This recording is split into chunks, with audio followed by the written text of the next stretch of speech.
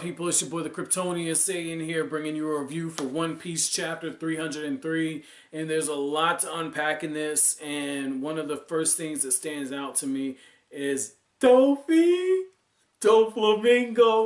Oh my god, yo, like, this is one of those characters. This is somebody everybody told me, like, when I say everybody, the friend who got me into One Piece is like, dude, you're gonna fucking love Doflamingo, right? And when he first showed up, I was like, it's Doflamingo. What the fuck, man? Yo, like, he's like twiddling his fingers and shit, and Bellamy's getting wrecked. Oh man, this is so fucking awesome. This is so awesome, man. Like, and the fact that he even tells Bellamy, like, hey, man, what's going on with this whole Skypiea? Does this shit even exist?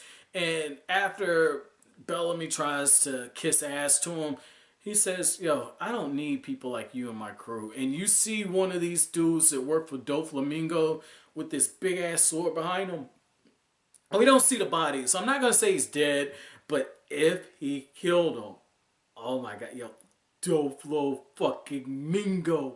that's my dude. Oh shit. Yo, I am so hyped for this dude. Like, I'm gonna fuck around and buy like a Doflamingo statue, right? Like, oh my fucking god, I love this dude, man. I love him.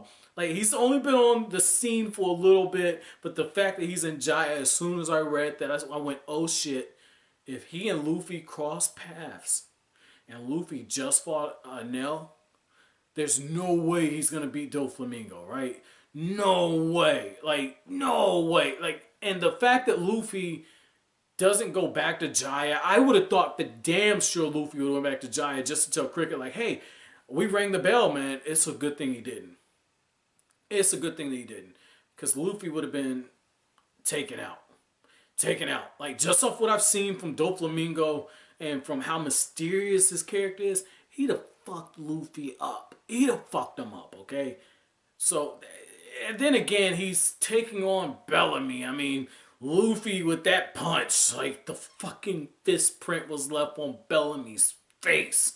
So he's nothing special. But Doflamingo, this is going to be interesting, man. Very interesting, because Blackbeard is on Luffy's ass right now. And Doflamingo's aware of him. So this was cool. This was cool. Now that I've gotten that out the way, because that in itself was almost a 5 out of 5 right there. Like, if the whole chapter would have been Doflamingo, I'd have been fucking fanboying. But the other thing about this chapter is I like how Cricket is, reading from Mont Blanc's journal.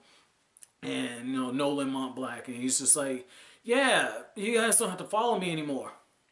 But let's go on to the next adventure. And it's just cool to see how the torch has been passed down to the next generation. And it's kind of like what we saw in the last chapter where Ace is getting her hair cut.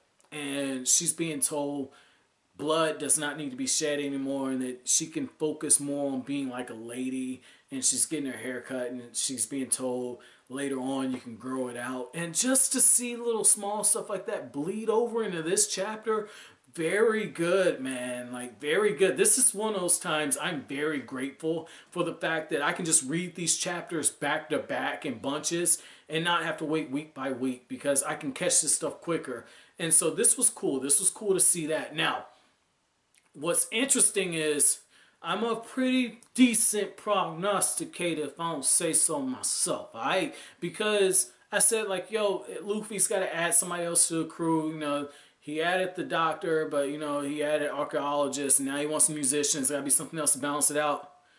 Carpenter, I called it.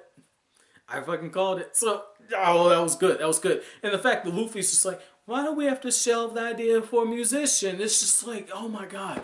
This reminds me of when Zoro was being stitched back up after Arlong Park. And Luffy's just like, we need a musician. And they're like, you need a doctor. Like, that was interesting. But what I thought was pretty cool is the fact that the Going Merry is getting ready to get upgrades.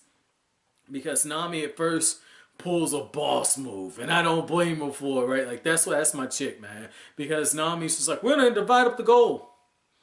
80% is mine, 20% you all can break it up.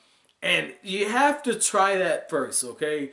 Because if they go along with it, you made off on them. If they don't, hey, you at least tried. And that's when she flips and she's just like, yeah, really, I just want to put, most of this stuff into the ship. And even Usopp, and for a moment I thought he was talking about Kaya, but Usopp is just like, yeah, now that you think about it, she did take us from my village all the way here. If we don't start rewarding her, we deserve whatever karma gives us. And I thought maybe he was going to pay Kaya back. And I was like, oh, that's pretty cool. Whatever. That was random. That's what I was thinking, right? And then I reread it. I said, oh, he's talking about the ship. That's pretty damn smart. So it's kind of reminding me of what happened in Bleach. And I know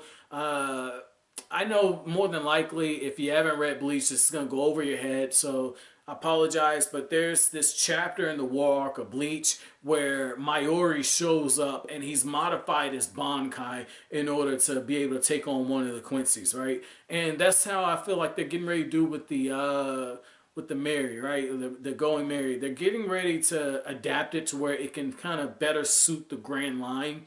And that's pretty cool. And that's smart.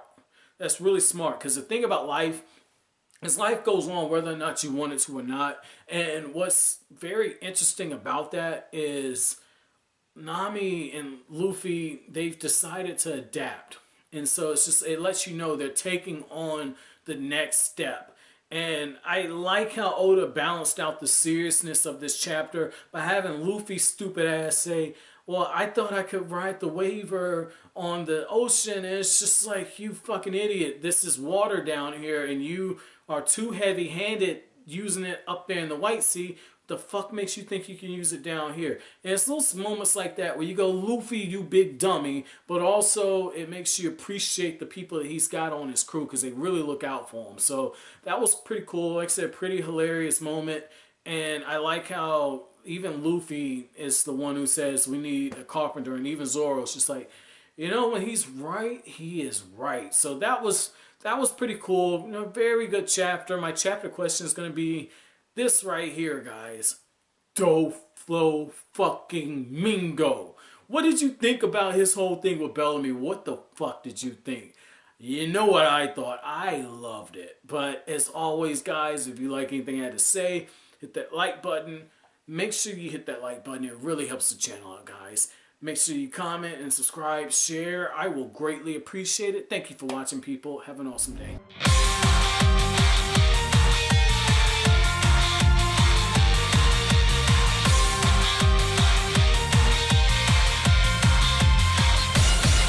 灰色の人